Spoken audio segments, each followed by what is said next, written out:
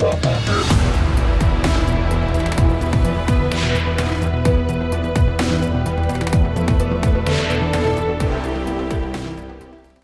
entretiens des patriotes, bonjour à tous. Jeux olympiques et Léa Salamé, la catastrophe de l'été, et puis Pablo Pilot-Vivien est-il contre le droit à l'information? Avant de répondre à ces deux questions et traiter d'autres sujets d'actualité, vous connaissez le rituel sur cette chaîne, je commence toujours mon entretien par remercier ceux qui m'ont permis de le réaliser car ils m'ont financé à l'aide des merci rémunérateurs. Et aujourd'hui sont à l'honneur des fidèles parmi les fidèles, Stéphane Stenou, Yann Penaud, Nordine Petitcœur, Claudine Voirin, Chantal Rianne, Vincent Benetou, 00 MFC, Pierre Bourdin, Radar, Poupoupalou et Bibi Fricota. Merci à eux du fond du cœur. Et puis je tenais à vous remercier pour votre soutien inconditionnel. Oui, il faut aider la réinformation. Comment faire? On lève les petits pouces, on diffuse sur d'autres réseaux sociaux ou on écrit de gentils messages. Merci à tous. Pablo Pilot-Vivien a-t-il voulu interdire ma vidéo car j'attaquais soi-disant sa vie privée? En effet, j'ai reçu une mise en garde de YouTube m'expliquant que 2 personnes avaient porté plainte contre atteinte à la vie privée suite à la dernière vidéo sur Pablo Pilot-Vivien. Étonnant, non? Mon propos visait à dénoncer la collusion des journalistes avec des lobbies. Rien sur la vie privée de Pablo, si ce n'est sa relation de notoriété publique qu'il avait lui-même confessée dans les journaux et les photos que j'avais pu prendre étaient là encore publiques, avec le fameux danseur de la scène. Je vous renvoie à ma vidéo d'hier. Manifestement, ce sont des méthodes d'intimidation, des méthodes de petits voyous. Quant au droit à l'info, bien sûr, Pablo s'assoit dessus, minable. Et oui, ce sont ces mêmes journalistes qui viennent vous expliquer votre métier ou qui jurent la main sur le cœur qu'ils défendent le droit à l'information. Non, ce ne sont que des petits lobbyistes qui utilisent toujours les mêmes méthodes. D'abord, le mensonge. Rappelons-nous Pablo nous expliquant que la délinquance était bien pire autrefois et il donnait comme illustration la guerre des boutons. Ridicule, l'intimidation et après, bien évidemment, les menaces devant les tribunaux. Je rappelle que je suis à Sydney et que ce type de méthode est fortement puni par la loi et peut valoir des poursuites judiciaires à ceux qui s'amuseraient à cela. Mais on a bien compris, leur but est de pratiquer la terreur dans le milieu journalistique. Oui, des méthodes d'Antifa ou des méthodes de racaille. La même mésaventure est arrivée à notre ami Idriss Aberkane. Une vidéo sur la cérémonie d'ouverture. Y a-t-il encore une place pour le vrai et le beau dans nos sociétés postmodernes? D'un côté, une époque où les bâtisseurs de cathédrales taisaient humblement leur nom à la postérité. De l'autre, de petits héliogabales narcissiques qui veulent prendre toute la République à témoin de leur nombrilisme pipi-caca. Alors, à quand la simple renaissance du beau? La vidéo aussitôt postée, aussitôt censurée par le comité olympique. La vidéo est bloquée sur YouTube. Au nom du droit à l'information, nous avions autrefois le droit d'utiliser des images. Il ne fallait pas excéder plus de 30 secondes. Mais dans les faits, ce droit a évolué et sous divers prétextes fallacieux, il est quasi impossible d'utiliser des images d'information et parfois même du domaine public. Il faut faire des appels, mais ils sont souvent coûteux. C'est donc la censure par la judiciarisation de l'image. Une censure institutionnalisée au plus haut niveau. Cela démontre l'importance de la place des Jeux Olympiques et du narratif des Jeux dans le dispositif globaliste et macronien pour augmenter le contrôle. L'histoire des droits d'auteur est bien évidemment un faux prétexte. Idem que pendant la période Covid, le message qui ne correspond pas aux règles de la communauté. Leur communauté, pas celle du peuple, leurs règles, pas celle de la science, mais du consensus, c'est-à-dire de la vérité de groupe. Oui, la fin est proche. Oui, ils essaient de nous faire taire par tous les moyens. Idriss Aberkane s'interrogeait il y a un instant. Y a-t-il encore une place pour le beau? Chez les Macron et les bobos parisiens, la réponse est négative. Mais ce beau, il est encore présent autour de nous. C'est l'héritage artistique que nous a légué nos ancêtres. Et il a ses défenseurs. Louis de Bourbon. La cérémonie d'ouverture des Jeux Olympiques, un spectacle dénaturé. La cérémonie d'ouverture des Jeux Olympiques de Paris a dévié de ses principes fondateurs et de son élévation traditionnelle en raillant une partie de l'héritage séculaire de la France. Ce patrimoine mérite respect et vénération, souligne avec regret le duc d'Anjou, chef de la maison de Bourbon. Oui, quelles que soient nos chapelles, royalistes, gaullistes, patriotes ou autres, les amoureux de la France ne doivent plus se laisser faire. Aldostérone appelle à son tour à une prise de conscience. Woke et dégénéré de tous bords. On ne vous déteste pas, on ne vous aime pas. Nous savons juste que vous existez quelque part et vous nous êtes indifférents. Parfois, vous inspirez la pitié. Mais on en a ras-le-bol de vous voir vous imposer dans les écoles, dans les institutions, la culture, le cinéma, les célébrations, et utiliser n'importe quelle occasion de vous étaler bien au-delà de votre niveau réel de représentativité, c'est-à-dire des poussières. Vous êtes comme cet invité indélicat qui, par des techniques de mauvais goût, vole la vedette aux mariés le jour de leurs noces pour ramener tous les regards vers lui. La moindre occasion doit se transformer en étalage de vos névroses. Comme vous n'êtes pas nombreux, vous cherchez toutes les occasions de visibilité pour faire de l'entrisme et gâcher la fête pour tout le monde. Si on ne vous remarque pas, vous vous fourvoyez dans la surenchère. Read the room, les gens en ont ras-le-bol de votre sectarisme, prosélytisme, intolérance et terrorisme intellectuel. Par quel mécanisme vous a-t-on laissé pirater une cérémonie avec un enjeu à 10 milliards et vous en servir comme plateforme d'outrage et de pornographie ? Certaines scènes, si elles étaient jouées dans des clubs, l'accès aurait été interdit aux moins de 18 ans. Bravo Aldo, très en forme dans ce tweet. Si vous voulez lire l'intégralité de son texte, j'en ai lu qu'un extrait, c'est dans ma description, ne le ratez absolument pas. Si on devait résumer ces Jeux Olympiques, ou tout au moins sa cérémonie, orgie, orgie, nous voulons des orgies. Cérémonie d'ouverture des Jeux Olympiques en Mondiovision donc, Paris, France 2024. Merci Brigitte et Emmanuel. Eh bien, le comité olympique va leur donner des orgies dans une certaine mesure. Silvano Trotta. Le passage à tabac d'Angela Carini, une Italienne, par Iman Khelif, un Algérien, retransmis en direct des Jeux Olympiques de Paris sous le nom de boxe féminine. Oui, vous avez bien compris, un homme a frappé une femme. Témoigne de l'infiltration du pire dans notre société déguisée en wokisme. Arrêtons cette abomination. Voilà, un XY bat XX sur un ring de boxe et les gens applaudissent. Bref, Jésus revient. Les humains ont encore une fois besoin de toi. En effet, au point où nous en sommes, ce n'est plus de la philosophie qu'il faut au peuple d'Occident, mais un prophète capable de vrais miracles. Et pour ceux qui douteraient encore que ces Jeux Olympiques ont été infiltrés par l'Open Society et la LGBT, qui lisent cette dernière nouvelle. Un lieu comme cela, c'est nécessaire. Ouverture aujourd'hui de la Pride House, une fan zone olympique pour la communauté LGBT et contre les discriminations dans le sport. Cela se confirme. Pour ces Jeux Olympiques de Paris, le sport n'est que le prétexte d'un gigantesque happening LGBT qui affiche une influence inversement proportionnelle au nombre de personnes concernées jouant sur le registre victimaire, au pays de Michou, Gide, Saint-Laurent, etc. C'est-à-dire qu'il crée des espaces communautaires dans un village olympique qui se voulait universel, où on ne devait pas justement distinguer les athlètes selon leur race, leur religion et leur appartenance. Encore une fois, la charte des Jeux Olympiques est piétinée. Et leur mensonge, comment dirais-je, nous donne le tournis.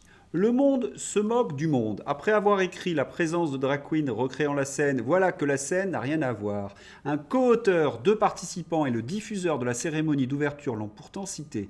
Cette tentative d'enfumage relève de l'escroquerie. Vous imaginez qu'on arrive à un stade, cela tombe bien pendant les Jeux Olympiques, où reprendre une information de la presse aux ordres datant de 2 jours vous met maintenant dans la case complotiste.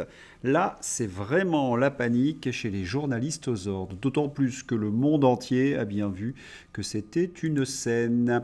Le président turc Erdogan condamne l'immoralité commise contre le monde chrétien lors de la cérémonie d'ouverture des Jeux Olympiques et annonce vouloir appeler le pape François à ce sujet. Mais il n'y a pas que l'agenda LGBT, il y a également l'instrumentalisation des Jeux par les macronistes. Là, on a atteint le niveau maximal de la récupération politique. Ces images sont dans ma description. Yeah, Waouh! Amélie Oudéa-Castéra exulte de joie aux côtés de Gabriel Attal alors qu'ils assistent à la victoire de Nicolas Gestin, médaillé d'or en canoë-kayak. Ces Jeux Olympiques sont en effet une parenthèse enchantée pour Emmanuel Macron. Le moment Jeux Olympiques lui a ainsi offert une parenthèse enchantée qu'il va tâcher de mettre à profit pour réaliser son opération et se sortir d'une situation très difficile politiquement. Parenthèse qui a commencé avec la cérémonie d'ouverture, dont le contenu et les polémiques qui ont suivi ont démontré l'importance de la crise politique que nous traversons. La réalisation de cet événement a été confiée par l'État payeur à des artistes de cour qui ont fourni ce qui leur était demandé.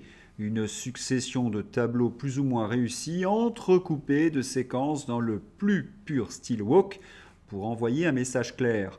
La France, désormais, n'est plus qu'une province de l'Empire. Particulièrement soumise, elle n'est plus intéressée par un passé national disparu et faisant sienne une culture d'origine américaine dans ses aspects les plus ineptes. Ce qui est exactement la position d'Emmanuel Macron lui-même. Oui, il nous a mis dans une situation de colonisation. Merci à Régis de Castelnau pour cette excellente analyse. Oui, Macron, avec le wokisme, fait coup double. Il montre d'un côté sa soumission à l'Empire et aux valeurs de Kamala Harris par exemple, et il se met sous la protection de la secte woke parisienne, surreprésentée dans le milieu journalistique. Cela devient vraiment sa garde prétorienne, tous ces woke. Et vous vous en doutez qu'il essaie d'en former le plus possible à l'université, notamment à Sciences Po. Sciences Po aussi, le niveau baisse. Culture Netflix, wokisme, YouTube, langue française maltraitée. Le recrutement déplace le curseur sur d'autres critères que ceux de l'excellence académique, dont l'engagement associatif. Vous comprenez l'engagement associatif? Ils sélectionnent des élèves de gauche qui militent dans leurs associations.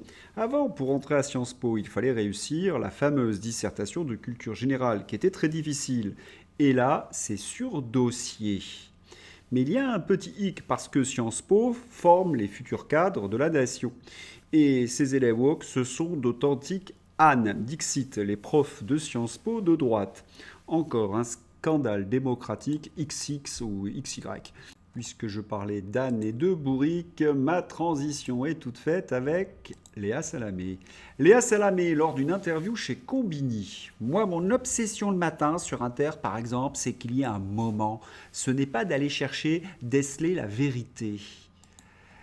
Normalement, les journalistes, son travail, c'est de déceler la vérité. Elle nous explique donc que ce qui l'intéresse, c'est essentiellement de faire du show, de faire du buzz. Et nous en avons une illustration, une triste illustration dernièrement. Elle est morte écrasée sur le cheval.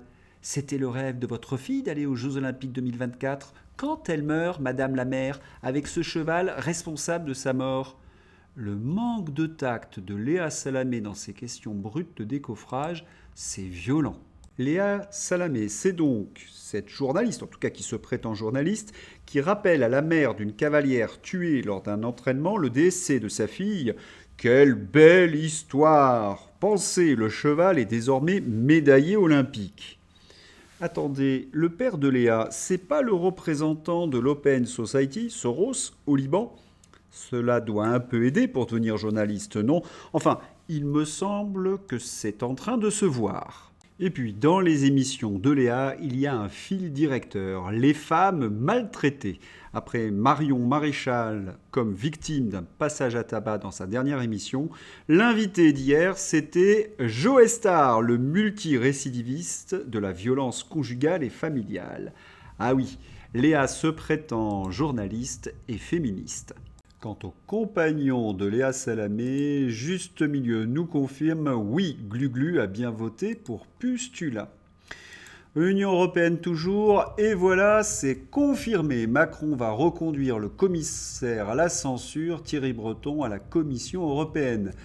Donc après 2 élections européennes et législatives, on a Attal qui reste le Premier ministre, même démissionnaire, Braun-Pivet reste présidente de l'Assemblée nationale, Pustula reste présidente de la Commission européenne et Thierry Breton reste le commissaire de la censure français à la Commission européenne. On ne change rien en restant dans le système. Oui, il n'y a que le Frexit pour nous faire sortir de ce système. Mais est-ce que l'Union européenne va vaciller sous les révélations des RKI? En Allemagne, les RKI n'en finissent plus d'apporter leur lot de révélations. Et ce matin, la journaliste indépendante berlinoise qui révèle les 3000 nouvelles pages non obscurcies vient de sortir sur son compte X cette bombe qui implique Macron et Delfrécy. Les mails du RKI sont explosifs. Ils contiennent également de la correspondance internationale, notamment avec le gouvernement français. Il existe même une lettre signée de la main de Macron, 25 juin 2020. Il existe des tentatives claires pour harmoniser la politique Corona entre l'Allemagne et la France. L'uniformisation internationale des mesures devrait conduire à une meilleure acceptation par la population, lit-on. Le 25 octobre 2020, le conseiller personnel Covid d'Emmanuel Macron, le professeur Jean-François Delfrécy, a adressé les mots suivants au RKI. Bien sûr, nous sommes conscients qu'il ne s'agit pas seulement de problèmes de santé liés au Covid, mais aussi d'autres problèmes, social, acceptation des mesures. Leur enjeu est clair et obsessionnel, l'acceptation par la population et non l'efficacité des mesures. La preuve. Le RKI. Alors oui, il faut rappeler ce que c'est que le RKI, c'est le Robert Koch Institute, c'est un peu l'équivalent en Allemagne du CNRS. C'était donc des scientifiques qui avaient livré leurs recommandations aux politiques. Or, le politique n'a pas écouté ces recommandations et nous en avons les comptes rendus. Donc, selon le RKI, la pandémie de personnes non vaccinées n'existait pas, hormis dans le discours politique. Le test des personnes asymptomatiques était un non-sens scientifique. Il s'agissait toutefois de produire sciemment des quantités de cas, c'est-à-dire de donner une grande ampleur à la pandémie pour effrayer sous la pression des politiques. Particulièrement explosif. La vaccination des enfants n'avait aucun sens selon le RKI, mais les politiques l'ont tout de même promu avec insistance. Les masques ne serviraient à rien, particulièrement en extérieur. Quant au confinement et les fermetures d'écoles, ils feraient plus de mal que de bien. C'est d'ailleurs ce qu'affirmait Ioannidis, le plus grand épidémiologiste du monde. Mais les politiques allemands et français ont dit et prescrit exactement le contraire. Et quant aux effets secondaires, ils ont été bien sûr cachés, passés sous silence, notamment ces thromboses vénales cérébrales. Si la presse avait fait son travail, une grande partie de notre classe politique irait croupir en prison. Selon cette journaliste allemande, je ne me permettrai pas d'affirmer une chose pareille. Qu'en pensez-vous? Puisqu'on parle de bidonnage et de corruption, les réseaux sociaux. Facebook et Instagram gonflent de plus de 400% leur nombre réel d'utilisateurs. Des publicitaires demandent 7 milliards de dollars de dédommagement. Ces globalistes font vivre les habitants de cette planète dans le métavers, dans un monde virtuel où tout est faux, où tout est bidonné, et ceux qui essaient de s'élever contre leur pouvoir risquent leur vie. Donald Trump, Jesse Watter, un contre-sniper des services secrets, prédit une nouvelle tentative d'assassinat avant novembre et n'arrêtera pas de dénoncer tant que ses supérieurs n'auront pas été licenciés. Oui, une tentative d'assassinat contre Donald Trump. Oui, il va falloir que le candidat républicain fasse très très attention. Allez, c'est l'heure d'ouvrir la page Fantaisie. L'épreuve qu'on attend tous, le lancer d'Emmanuel Macron. Brigitte Macron vue par la presse étrangère. Oui, comme un air de famille. Fantaisie toujours, le journal Le Monde vient de publier un rectificatif des années après la polémique sur la une de Charlie Hebdo. Vous vous en souvenez, celle qui avait provoqué l'émoi dans le monde musulman. Non, non, non, c'était une erreur, ce n'était pas celui que vous croyez, non, c'était Dionysos. Toujours olympisme, la LGBT milite pour que l'on change le drapeau du comité olympique. Oui, après la LGBT, cela devrait donner ceci. J'espère que vous avez apprécié ce journal. Je vous souhaite une excellente journée. À bientôt. Au revoir.